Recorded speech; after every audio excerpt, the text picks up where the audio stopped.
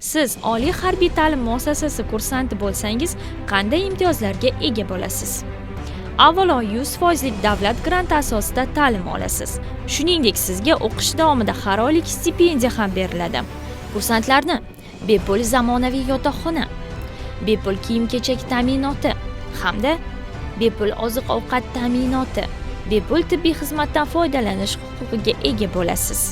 Shuningdek, bitiruvchilarga leytenant harbiy unvoni berilib, ularning bandligi 100% ta'minlanadi. 2 diplom, fuqarolik hamda harbiy kasbga mo'ljallangan mutaxassislik beriladi. Agar siz talaba bo'lsangiz, mutaxassisligingiz turdosh harbiy sohaga to'g'ri kelsa, o'qishingizni oliy harbiy ta'lim muassasasida davom ettirishingiz mumkin. Kursantlar o'qish davomida shahar transport vositalarida bepul yurish, madaniy va ko'ngilochar maskanlarga bepul kirish imtiyozi hamda ta'til vaqtida uylariga borish uchun bepul temir yo'l va aviachiptalar taqdim etiladi.